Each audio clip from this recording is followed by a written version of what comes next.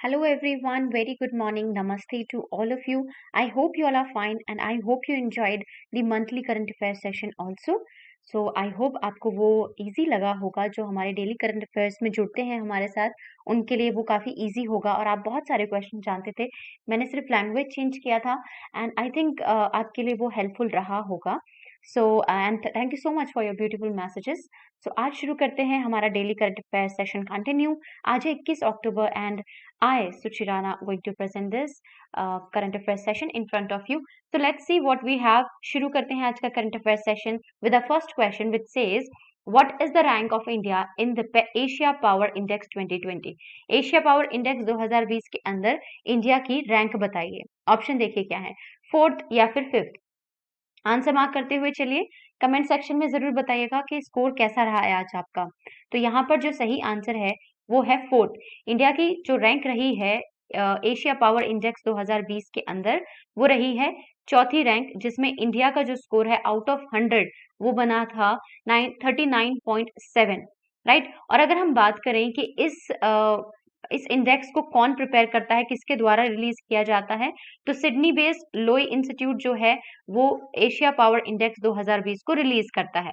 अगर हम बात करें फर्स्ट, सेकंड और थर्ड पोजीशन की कि कौन रहा इस पर, तो फर्स्ट पर यूएस, सेकंड पर चाइना, थर्ड पर जापान एंड फोर्थ पर इंडिया. तो इंडिया की क्या पोजीशन रही, फोर्थ रैंक. राइट. बढ़ते हैं नेक्स्ट क्वेश्चन की तरफ. Name the player who beat Carolina Marin in Denmark badminton open 2020 to lift women single title. तो हमें बताना है उस प्लेयर का नाम. पिक्चर आपके सामने है उनकी. सो आपको बताना है इस प्लेयर का नाम जिसने कैरोलिना मैरिन को हराकर बैडमिंटन का डेनमार्क बैडमिंटन ओपन 2020 अपने नाम कर वुमेन सिंगल टाइटल अपने नाम कर लिया है. तो हमें इस प्लेयर का नाम बताना है. ऑप्शन देखिए, नोजोमी ओकुहारा या फिर यूकी फुकुशिमा. और यहाँ पर जो सही आंसर है वो है नोजोमी ओकुहारा. नोजोमी ओकुहारा एक जापानीज बैडमिंटन प्लेयर हैं जिन्होंने इस साल डेनमार्क ओपन टाइटल 2020 अपने नाम किया है. Right. I hope it's clear. देखते हैं नेक्स्ट क्वेश्चन. स्टेशन नंबर 3 क्या कहता है, देखिए. Steelabs has launched a first of its kind fully automated direct payment platform MoPay for dairy farmers of which state. मोपे नाम का एक डायरेक्ट पेमेंट प्लेटफॉर्म खोला गया है. तो हमें बताना है कौन से स्टेट के डेयरी फार्मर्स के लिए ये जो ऐप है वो होगा. तो देखिए ऑप्शन क्या है, गुजरात के फार्मर्स के लिए या फिर राजस्थान के डेयरी फार्मर्स के लिए. और यहाँ पर जो सही आंसर है वो है राजस्थान. सो स्टेल एप्स ने लॉन्च किया है पहली बार मोपे जो डायरेक्टली डेयरी फार्मर्स को सपोर्ट करेगा, हेल्प करेगा. ठीक है. अगर हम बात करें स्टेल एप्स की, तो एक IIT Madras based incubated dairy tech startup है जिसने सबसे पहली बार ऐसा किया है कि डेयरी फार्मर्स राजस्थान में जो है उनके लिए एक मोपे डायरेक्ट प्लेटफॉर्म लॉन्च किया है. इसमें क्या होगा कि जितने भी डेयरी फार्मर्स हैं या जिनकी भी डेयरी है वो डायरेक्टली ट्रांसफर कर सकते हैं अपने जो भी मिल्क वो बेचते हैं उसकी जो पेमेंट्स होंगी वो डिजिटली ट्रांसफर की जा सकती है. ठीक है, उनके डायरेक्टली बैंक अकाउंट में. तो इस तरीके से क्या होगा कि जो बैंक की लॉयल्टी होती है फार्मर्स की बैंक में तो वो बढ़ जाएगी. दूसरी चीज, कोई रिस्क नहीं होगा, कोई धोखाधड़ी के जो चांसेस होते हैं वो भी कम हो जाएंगे, है ना. और इस तरीके से जो डेयरी फार्मर्स हैं वो अपना अकाउंट में अपना बैलेंस मेंटेन कर सकते हैं और डायरेक्ट उनको कोई किसी से कैश लेने की जरूरत भी नहीं पड़ेगी. राइट. तो यहाँ पर स्टेल एप्स ने लॉन्च किया है पहली बार मोपे डेयरी फार्मर्स के लिए ये direct payment platform in the state of Rajasthan. I hope it's clear. Additional detail है कि स्टेल एप्स के सीईओ कौन है, रंजीत मुकुंदन है और इसका हेडक्वार्टर कहाँ पर है, बेंगलुरु कर्नाटका के अंदर है. अब बढ़ते हैं नेक्स्ट क्वेश्चन के अंदर.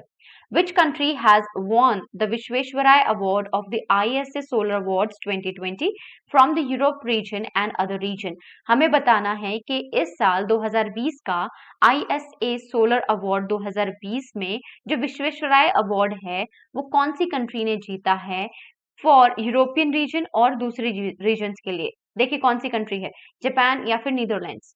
और यहाँ जो सही आंसर है वो है नीदरलैंड्स। नीदरलैंड्स ने ये जो अवार्ड है ये जीता है, विश्वेश्वराय अवार्ड यूरोप रीजन के लिए और अदर रीजन्स के लिए नीदरलैंड्स ने जीता है। लेकिन अगर हम बात करें एशिया पैसिफिक रीजन की, तो जापान ने विश्वेश्वराय अवार्ड अपने नाम किया है। बेसिकली इसके बारे में हम डिटेल में जानने वाले हैं कि आईएसए के अवार्ड जो है वो कितनी कैटेगरीज में दिए जाते हैं और किस किस को दिए जाते हैं। तो जहां जैसे कि आप देख पा रहे हैं अपनी स्क्रीन के ऊपर कि 3 कैटेगरीज में ये जो अवार्ड्स हैं आईएसए सोलर अवार्ड्स, ये 3 कैटेगरीज में दिए जाते हैं। पहला विश्वेश्वराय अवार्ड, सेकंड कल्पना चावला अवार्ड और तीसरा दिवाकर अवार्ड। अब इन तीनों अवार्ड्स को डिटेल में जान लेते हैं। देखिए आपके सामने ऑलरेडी मेंशन्ड है। सो अगर हम बात करें विश्वेश्वराय अवार्ड की, तो ये रिकॉग्नाइज करता है उन कंट्रीज के अंदर कितने मैक्सिमम फ्लोटिंग सोलर कैपेसिटी है, उन कंट्री को ये अवार्ड दिया जाता है। यानी कि जो फ्लोटिंग सोलर कैपेसिटी वाले कंट्रीज हैं वो उनको ये अवार्ड दिया जाता है। अगर हम बात करें कल्पना चावला अवार्ड की, ठीक है, तो इसमें क्या होगा कि जितने भी साइंटिस्ट हैं या जो इंजीनियर्स हैं जो सोलर एनर्जी की फील्ड में काम कर रहे हैं और उनका आउटस्टैंडिंग कंट्रीब्यूशन रहा है, तो उनको यहाँ पर ये अवार्ड दिया जाता है। इस साल की अगर बात करें तो डॉक्टर भीम सिंह जो आईआईटी दिल्ली से हैं एंड डॉक्टर आयशा ये Dubai electricity and water authority से हैं, इनको इस साल मिला है कल्पना चावला अवार्ड। ये आईएसए अवार्ड की कैटेगरी है कल्पना चावला अवार्ड। अगर हम बात करें इसके थर्ड लास्ट कैटेगरी की जिसका नाम है दिवाकर अवार्ड, तो ये रिकॉग्नाइज करता है उन ऑर्गेनाइजेशन को, उन इंस्टीट्यूशन को जो बेनिफिट करती हैं स्पेशली एबल्ड पीपल को और मैक्सिमम यूज करती हैं सोलर एनर्जी का इन द होस्ट कंट्री। तो इस साल जो ये दिवाकर अवार्ड दिया गया है हमारी कंट्री के अंदर, होस्ट कंट्री कौन है आईएसए अवार्ड की या आईएसए की, क्योंकि इंडिया ने शुरू किया था, हमने इससे पहले भी इसके बारे में डिस्कस किया है, राइट। तो यहाँ पर ये जो अवार्ड है दिवाकर अवार्ड वो दिया गया अर्पण इंस्टीट्यूट हरियाणा को और आरुषि सोसाइटी को। आई होप इट्स क्लियर। यहाँ तक आईएसए अवार्ड 2020 3 कैटेगरीज में दिया जाता है, Visvesvaraya, Kalpana Chawla award and Diwakar award. I hope it's clear to everyone, right. अब देखते हैं next question. The Ayushman Sahkar scheme has been launched by which ministry? Ayushman Sahkar scheme कौन सी मिनिस्ट्री के द्वारा लॉन्च की गई है या मंत्रालय के द्वारा लॉन्च की गई है? ऑप्शन देखिए, मिनिस्ट्री ऑफ आयुष या फिर ministry of agriculture and farmers welfare. यहाँ पर आपको कमेंट करके बताना है कमेंट सेक्शन में कि इन दोनों ही मिनिस्ट्री के यूनियन मिनिस्टर्स कौन है। तो यहाँ पर जो सही आंसर हो गया है वो है ministry of agriculture and farmers welfare. तो यहाँ पर इन्होंने इनॉग्रेट किया है आयुष्मान सहकार स्कीम को, ठीक है। इसमें क्या होगा, it involves the cooperatives in creating health care infrastructure in the country, कि जो प्राइवेट सेक्टर्स है, जो कोऑपरेटिव्स हैं, उनको वेलकम करेंगे कि हम हमारा इंडिया का हेल्थ सेक्टर हमारी कंट्री में हेल्थ केयर सेक्टर जो उसका इंफ्रास्ट्रक्चर है उसको डेवलप कीजिए। The unique scheme has been formulated by the National Cooperative Development Corporation NCDC के थ्रू ये जो स्कीम है उसको फॉर्मुलेट किया जाएगा। I hope it's clear. Next question देखते हैं। India has taken up cultivation of which spice for the first time? दिए हुए ऑप्शंस में से इंडिया पहली बार किसका उत्पादन करने जा रहा है, कौन से स्पाइस का? हींग का या फिर कॉटन का? तो यहाँ पर ऑफ कोर्स आपके सामने सही सही आंसर जो है वो हींग, क्योंकि वही एक स्पाइस है। तो इंडिया ने हींग का जो कल्टीवेशन है इंडिया में वो फर्स्ट टाइम करने की यहाँ पर बात हो रही है। पहले हम लोग अगर हम बात करें कि हम इसको करंटली कहाँ से इंपोर्ट करते हैं हींग को, तो हम अफगानिस्तान और ईरान से हींग मंगवाते हैं भारत के लिए। लेकिन अगर हम बात करें इंडिया में, तो इंडिया में इसका उत्पादन नहीं होता था। लेकिन जो CSIR IHBT पालमपुर के जो साइंटिस्ट हैं, उन्होंने एक फॉर्मूला डेवलप किया है और उन्होंने उस फॉर्मूले से एक तरीके से आप कहें कि उन्होंने ये इनिशिएटिव लिया है और इसका कल्टीवेशन किया है सबसे पहली बार हिमाचल प्रदेश के अंदर 2000 हाँ, हिमाचल प्रदेश के अंदर किया है। और यहाँ पर ये जो एरिया है, यानी कि लाहौल और स्पीति वैली का जो एरिया है, यहाँ पर सबसे पहली बार हींग प्लांटेशन किया गया है, ठीक है। और अगर हम बात करें इसके साइंटिफिक नेम की, तो फेरुला एसाफोइटिडा इसका नाम है, साइंटिफिक नेम हींग का। और सबसे पहली बार कहाँ पर, कौन से गांव में इसको प्लांट किया गया है? तो Kwaring village of Lahaul valley में इसको प्लांट किया गया है ऑन अक्टूबर 15, 2020, ठीक है। और इसी से शुरुआत हो गई है भारत में हींग के कल्टीवेशन की या हींग के उत्पादन की। अब तक हम कहाँ से मंगा रहे थे? अफगानिस्तान या ईरान से मंगवा रहे थे, और उसमें हमारा इंपोर्ट करने में काफी पैसा खर्च हो जाता था। लेकिन thanks to the CSIR IHBT Palampur के साइंटिस्ट, जिन्होंने अब ये इनिशिएटिव लिया है, और लाहौल वैली के अंदर हमने 15 अक्टूबर को पहला प्लांट यानी कि प्लांटेशन शुरू कर दिया है। किसका? फेरुला एसाफोइटिडा का। आई hope it's clear. Next question देखते हैं। The foundation stone for India's first ever multi-modal logistic park laid in dash. हमें बताना है कौन से राज्य में भारत के पहले मल्टी मॉडल लॉजिस्टिक पार्क का फाउंडेशन स्टोन रखा गया है, असम में या फिर नागालैंड में।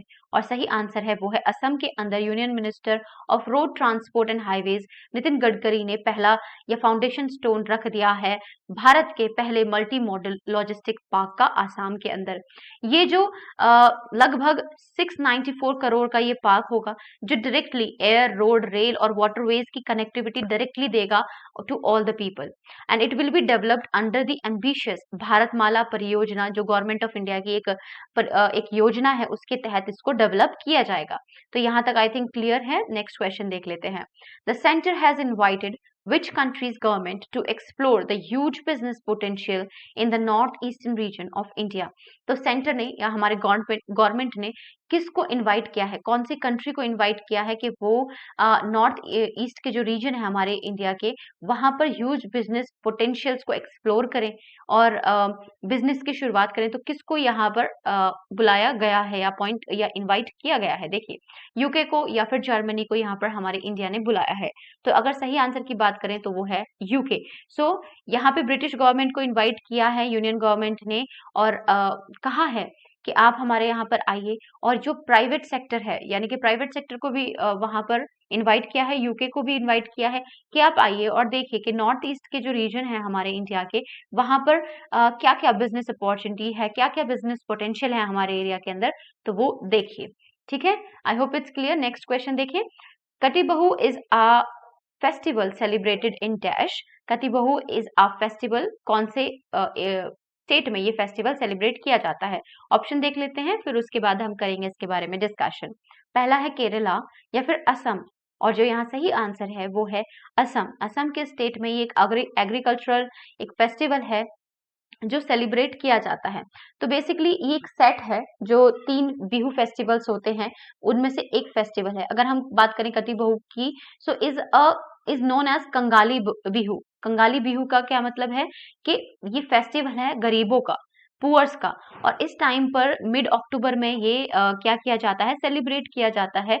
जब जो क्रॉप्स होती हैं वो अपनी ग्रोइंग स्टेज पर होती हैं, तब ये फेस्टिवल असम के अंदर क्या किया जाता है, सेलिब्रेट किया जाता है। तो कटी बिहू यहाँ पर सही होगा, BAHU नहीं, या फिर BAHU भी और BIHU भी दोनों यहाँ पर करेक्ट हो जाएंगे। I hope it's clear. देखते हैं आज का आखिरी question and I hope you are enjoying the session. The centre announce that dash will join the high level Malabar naval exercises. काफी टाइम से ये न्यूज में था, काफी टाइम से we were waiting for that कि क्या अनाउंसमेंट होती है सेंटर की तरफ से। तो यहाँ पर सेंटर की तरफ से अनाउंसमेंट हुई है और एक क्वेड बनकर तैयार हो गया है जो मालाबार नेवल एक्सरसाइज में पार्टिसिपेट करेगा। ऑप्शन आपके सामने है, ऑस्ट्रेलिया या फिर चाइना। तो आंसर मार्क कीजिए, कौन सी कंट्री मालाबार नेवल एक्सरसाइजेज में शामिल होने वाली है। तो यहाँ जो सही आंसर है वो है ऑस्ट्रेलिया अब मालाबार नेवल एक्सरसाइजेज में शामिल हो जाएगी। अगर हम बात करें ये मालाबार नेवल एक्सरसाइज की, तो ये एनुअल ड्रिल है। पहले कौन कौन करता था, इंडिया, जापान और यूएस इसमें पार्टिसिपेट करते थे, लेकिन अब सेंटर ने अनाउंस कर दिया है कि ऑस्ट्रेलिया भी इसमें भागीदारी करेगा और एक क्वेड्रिलेटरल कोएलिशन यहाँ पर बन जाएगा। ठीक है, अगर हम बात करें मालाबार एक्सरसाइजेस की, तो 1992 में इसको शुरू किया गया। इंडिया और यूएस दोनों साथ में रहते थे, बायलेटरल ड्रिल हुआ करता था। फिर जापान ने ज्वाइन कर लिया 2015 में, और उसके बाद अब ऑस्ट्रेलिया ज्वाइन कर रहा है मालाबार नेवल एक्सरसाइजेस। अगर हम बात करें कि पिछले साल ये एक्सरसाइज कहाँ पर हुई थी, तो जापान के ऑफ कोस्ट पर हुई थी। और इस साल 2020 की अगर हम बात करें कि कहाँ पर होने वाली है, तो अरेबियन सी और बे ऑफ बंगाल दोनों ही जगह पर ये जो एक्सरसाइज है मालाबार नेवल एक्सरसाइज वो कंडक्ट की जाएगी। आई hope you enjoy the session, I hope you learned and I hope you liked it. If it is a yes, then press the like button over there, share with your friends and also subscribe our channel अगर आपने नहीं किया है तो। मिलते हैं कल के करंट अफेयर सेशन में। Till then keep learning, keep reading and take care of yourself.